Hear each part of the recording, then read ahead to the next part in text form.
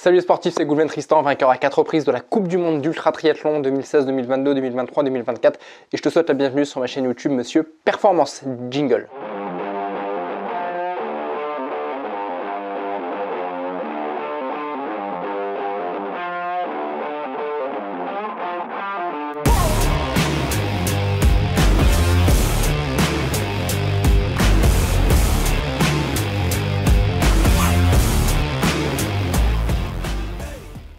Les pouvoirs de la visualisation, voilà un sujet qui me tenait à cœur parce que la visualisation, je la pratique quasiment tous les jours et je tenais vraiment à te faire un retour d'expérience depuis maintenant toutes les années où je pratique la visualisation. Avant toute chose, si ce n'est pas encore fait, je t'invite à t'abonner à ma chaîne YouTube, activer la petite cloche, commenter la vidéo aussi, c'est moi personnellement qui viendrai répondre à tes questions et aussi n'hésite pas à venir rejoindre ma communauté de sportifs sur Instagram. Communauté qui ne cesse de grandir. Voilà, si tu souhaites regarder mes lives, mes stories sur ma future préparation mentale, physique dans le cadre de la prochaine Coupe du Monde d'Ultra Triathlon, ce sera aussi un plaisir de pouvoir échanger avec toi. Donc aujourd'hui, je vais te parler du pouvoir de la visualisation. Alors la visualisation, sans m'en apercevoir, ça faisait depuis de nombreuses années que je pratiquais ça, parce que j'ai toujours été un rêveur, mais c'est vrai que la visualisation, ça commence par des rêves, ça commence par un monde formidable dans lequel on aimerait évoluer. Alors après, chacun ses rêves, chacun la nature de ses rêves. Moi, comme je le dis souvent, les rêver, c'est gratuit. Donc, depuis très longtemps, je me suis toujours pris à rêver de tout et n'importe quoi, jusqu'à petit à petit, au fur et à mesure des années, au fur et à mesure que j'apprenais à me connaître, que j'arrivais à cibler la direction que je souhaitais prendre dans la vie, j'ai ciblé aussi mes rêves, donc j'ai ciblé indirectement ce que je souhaitais visualiser, ce que je souhaitais avoir pour mon futur. Et dans cette vidéo, je vais mettre un focus justement sur une compétition sportive que j'ai particulièrement énormément visualisé. En fait, ça a été le triple Ironman de Lenzane. En fait, ça a été mon premier ultra triathlon que j'ai fait en 2014 et j'étais pas forcément destiné à faire ce triple Ironman parce que c'est pas forcément quelque chose que je recherchais. En fait, en 2011, comme tu le sais peut-être par rapport à d'autres vidéos, si tu me suis, que j'ai eu l'occasion de poster sur ma chaîne YouTube ou sur mon Instagram, en 2011, j'ai fait mon premier triathlon qui a directement été un Ironman que j'avais pas forcément visualisé, où j'avais visualisé peut-être certaines choses de la course, où j'étais plutôt dans une optique de projection. Voilà, je m'étais projeté un peu sur la course, mais sans forcément rentrer en mode machine, en mode visualisation. Je vais essayer de visualiser un maximum de choses.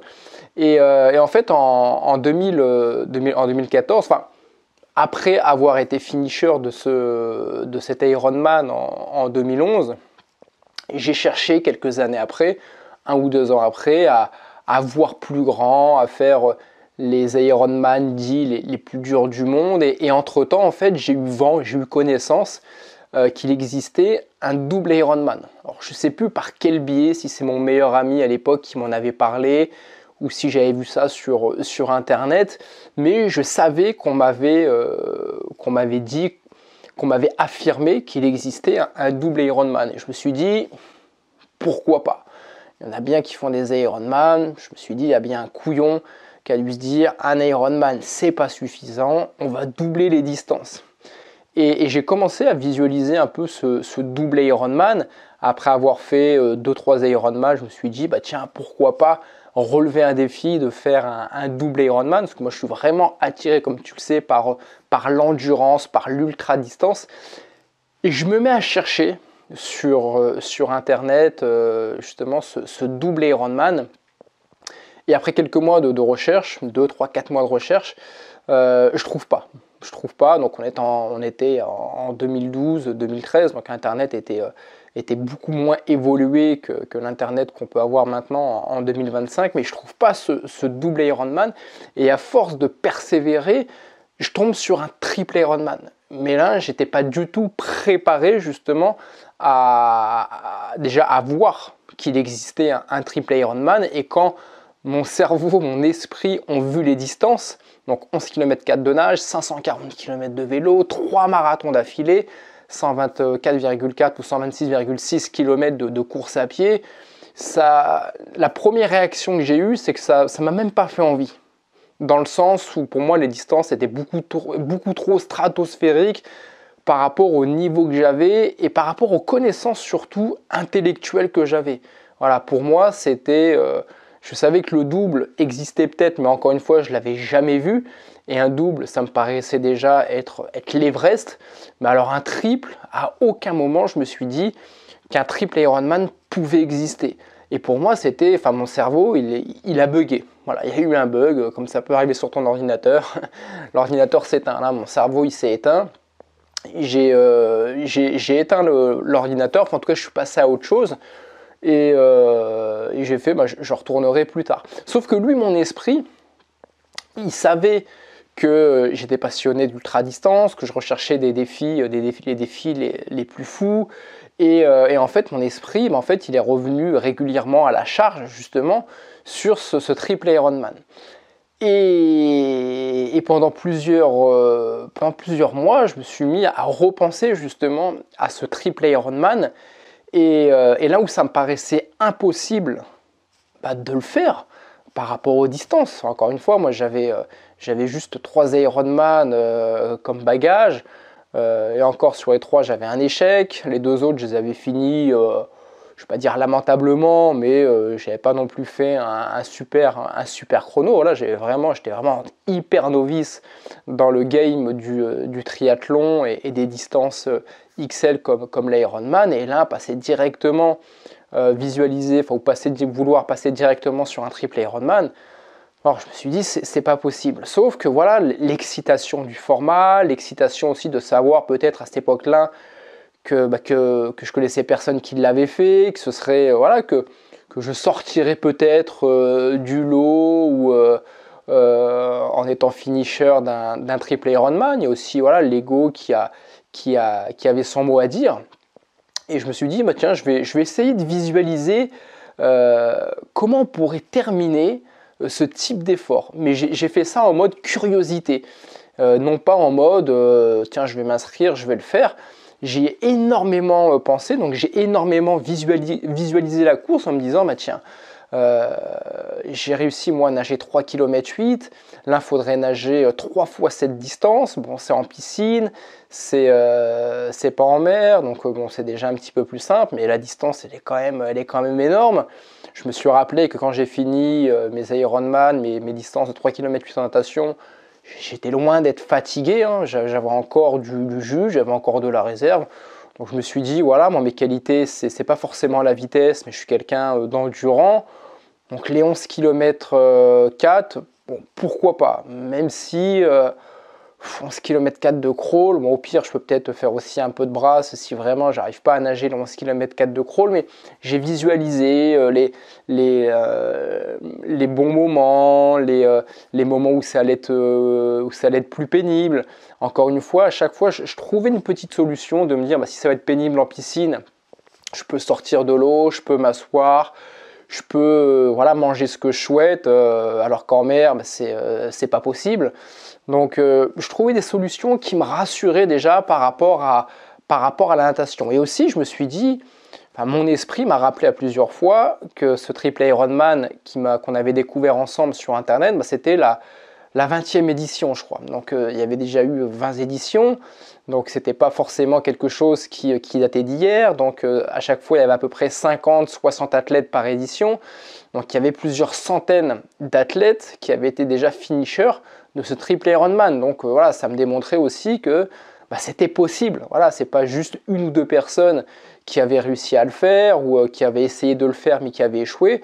Là il y avait plusieurs centaines de personnes qui avaient déjà réussi à terminer ce type de format, voire même plus de 1000 athlètes. Donc déjà, ça aussi, c'est un petit côté qui était rassurant pour moi.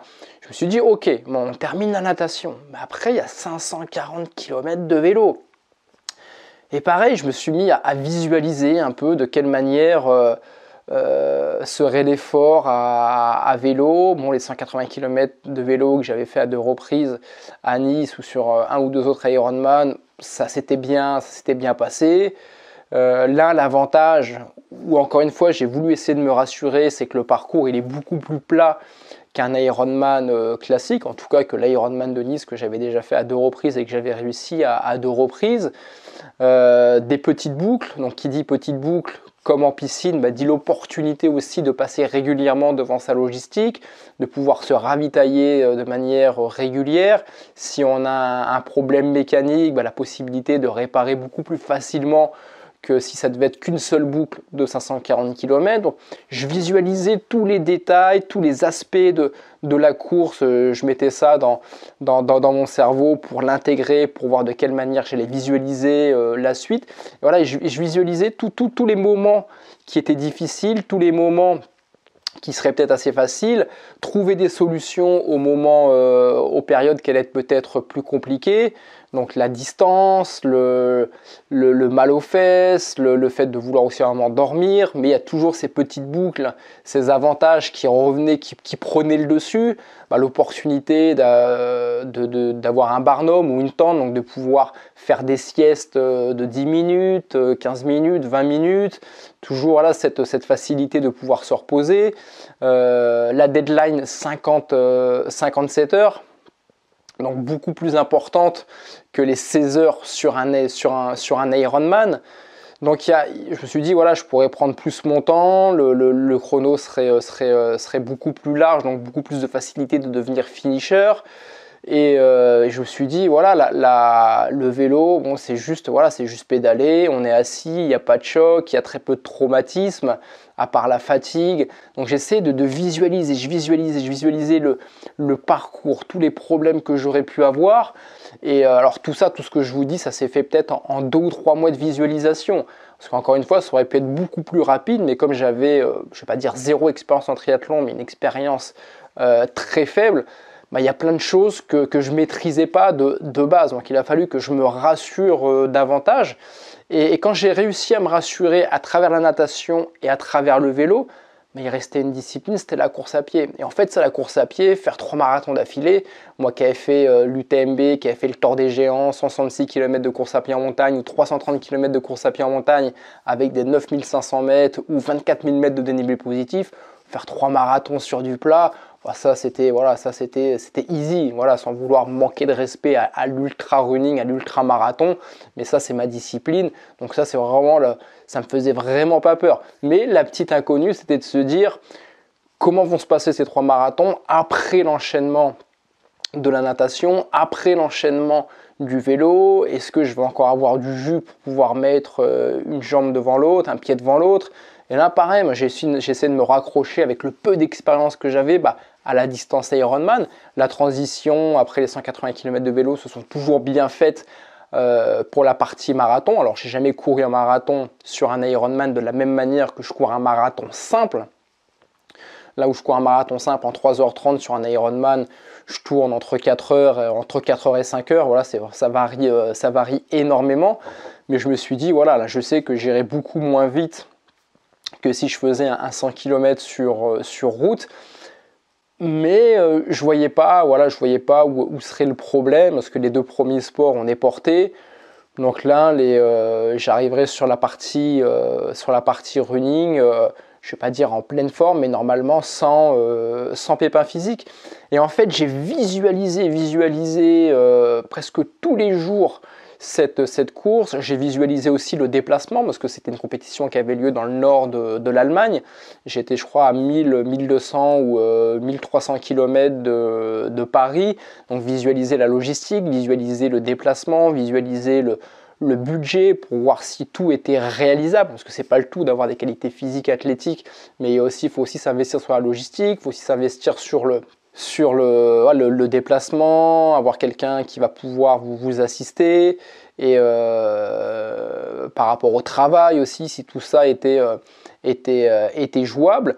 Et j'ai visualisé de quelle manière je pourrais me faire aider, parce qu'y aller tout seul là-bas en terre inconnue, faire un triple Ironman, bah, la marche aurait été un peu haute, sachant que je ne parle pas un mot anglais, donc j'ai visualisé qui pourrait m'accompagner. Donc au final, j'avais trouvé peut-être mon frère qui était en France, qui aurait peut-être pu se libérer sur un week-end complet. Donc j'ai vraiment visualisé tout l'écosystème de cette compétition, donc du déplacement aux personnes qui allaient m'assister, à la logistique, à la compétition, le retour et tout ça. Et à force tous les jours de penser à ça, de visualiser cet événement, en fait un jour je me suis réveillé, je me suis dit mais je l'ai terminé ce triple Ironman, en fait je l'ai fini, je suis finisher. Dans ma tête j'étais finisher, mais vraiment. Et je me suis dit, non, maintenant, il faut que je m'inscrive à cette compétition. Pour moi, j'avais fait le tour de la question. Il ne me restait plus qu'à valider, qu'à honorer justement ce défi, voilà, qui n'en était pas un au début, parce que moi, j'en cherchais un double. Et un double Ironman, la marche était très très haute par rapport à mon objectif. Mais ne trouvant pas ce double Ironman, bah, je me suis rabattu sur le seul format que j'ai trouvé, un triple, donc là une marche encore beaucoup plus haute, mais le fait d'avoir pris le temps d'énormément visualiser cette compétition et non pas de prendre la sortie de secours et de se dire ah non c'est difficile, donc je vais faire un raccourci difficile égale impossible, comme beaucoup trop de personnes, peu importe le domaine, que ce soit l'entrepreneuriat, le sport, dans la vie de tous les jours, chez beaucoup de personnes, c'est difficile, donc c'est impossible. Non, moi je ne fonctionne pas comme ça. C'est difficile, ok. Je prends cette variante, enfin je prends cette connaissance, c'est difficile, ok. De quelle manière rendre ça possible? Voilà, peut-être qu'avec la visualisation et selon mon niveau d'expérience, ça va me prendre quelques secondes, quelques minutes pour trouver des solutions, quelques heures, un jour, 2 jours, une semaine, un mois. Là en l'occurrence, ça m'a pris plusieurs semaines, voire quelques mois pour trouver vraiment les solutions de terminer ce triple Ironman. Mais c'est en y pensant tous les jours, même sans vouloir y penser, à chaque fois que j'avais une pause, que je faisais rien, hop, mon esprit, il savait que là, j'étais plus pris par autre chose. Donc hop, il me faisait une petite piqûre de rappel. Goulven, triple Ironman. Allez, aujourd'hui, on se fait une petite séance visualisation. T'en penses quoi? T'as trouvé des solutions aux problématiques de la dernière fois? Et à force de travailler comme ça, hop, un problème, on trouve une solution. Le triple Ironman, c'était peut-être 10, 20, 30 problèmes. Il fallait que je trouve autant de solutions au nombre d'équations que j'avais. Et à force de travailler et sans prendre cette sortie de secours, ouais, c'est difficile, c'est compliqué, allez hop, c'est impossible. On passe à autre chose. Non, non, quand vous avez un rêve, quand vous avez un objectif, il se peut que certains défis, la marche soit trop grande. Eh ben, amusez-vous à visualiser. Encore une fois, ça ne coûte rien de visualiser, de vous projeter, et ça vous permettra peut-être de vous rendre compte que oui, la marche est beaucoup trop haute et que c'est peut-être trop tôt, mais ça vous permettra aussi de mettre un point précis sur les ingrédients pour en revenir à une recette de cuisine que vous n'avez pas encore. Bah pareil, hein, comme je le dis souvent, vous voulez faire telle ou telle chose, on a tous des ingrédients en soi. Là, pour la compétition que vous voulez faire, il vous manque des ingrédients, bah, c'est pas grave. Hop, vous allez aller les chercher. De la même manière, demain vous avez envie de faire un gâteau au chocolat, vous avez de la farine, vous avez la pâte feuilletée, vous avez des œufs, mais il vous manque du lait ou il vous manque le chocolat, bah, vous n'allez pas vous dire ah non là le gâteau au chocolat, il manque les œufs ou il manque le chocolat, ah, bah, je ferai jamais de gâteau au chocolat. Non, vous allez aller faire des courses, peut-être le jour même, peut-être dans le lendemain ou le surlendemain pour aller chercher les ingrédients qui vous manquent et vous ferez votre gâteau au chocolat. Et bien un défi sportif, ça marche exactement de la même manière. Vous avez des difficultés en natation ou en course à pied ou en vélo, où vous n'avez pas le matériel, où vous n'avez pas le budget, où vous n'avez pas le temps, vous allez trouver des solutions pour combler les problèmes que vous aurez soulevés. Mais tous ces problèmes, ce sera beaucoup plus simple de les répertorier justement en visualisant la course, en prenant aussi un maximum de notes et en trouvant des solutions pour chaque problème. Donc la visualisation, c'est fantastique. Et moi, la visualisation, je l'utilise de manière régulière. Alors je ne me programme pas des séances de visualisation. Moi, la visualisation, je la pratique énormément dans les deux cas suivants. C'est-à-dire quand je conduis, Quand je conduis tout le temps en musique. Enfin, en tout cas, dès que je peux, je mets la musique. Et le fait de mettre la musique, je me mets en mode méditation presque, alors, en étant très attentif à la circulation bien sûr, mais j'en profite pour visualiser justement mes futurs objectifs ou les futures courses auxquelles je me suis inscrit pour essayer de voir de quelle manière je vais m'organiser. Voilà, et là la saison de l'ultra-triathlon 2025 va reprendre. C'est des courses que je maîtrise, que j'ai toutes faites, que ce soit des doublés Ironman, des triples, des quintuples, des DK, double DK, triple DK, j'ai fait tous les formats. Mais encore une fois, il y a des courses, j'ai besoin de me remettre dedans par rapport à l'organisation, que ce soit familiale, professionnelle, financière ou par rapport à la compétition en elle-même. Et tout ça, je me remets dedans en visualisant, en commençant par visualiser. Donc je fais beaucoup ça quand je conduis et quand je fais une séance de sport. Voilà, souvent tout le temps, quand je vais courir à l'extérieur, je prends ma musique et je me mets en mode visualisation et je visualise tous mes futurs objectifs pour me motiver. Je visualise aussi un chrono, une place, un podium, une victoire, voilà, selon ce que je souhaite avoir et ce qu'il est possible de faire par rapport à mon niveau sur telle ou telle course. Et c'est comme ça que j'avance. En tout cas, n'hésite pas à me laisser des commentaires parce que le sujet de la visualisation est très très large. On pourra en parler pendant des heures. Donc n'hésite pas à me faire des retours sur ta propre expérience. Est-ce que tu fais de la visualisation ou non? De quelle manière tu la pratiques? Comme ça permettra aussi toutes celles et ceux qui regarderont cette vidéo et qui regarderont les commentaires, peut-être d'avoir des nouveaux tips, d'avoir une autre méthode que la mienne pour visualiser. Et je te dis à ton succès. À très vite et à la prochaine vidéo. Bye bye.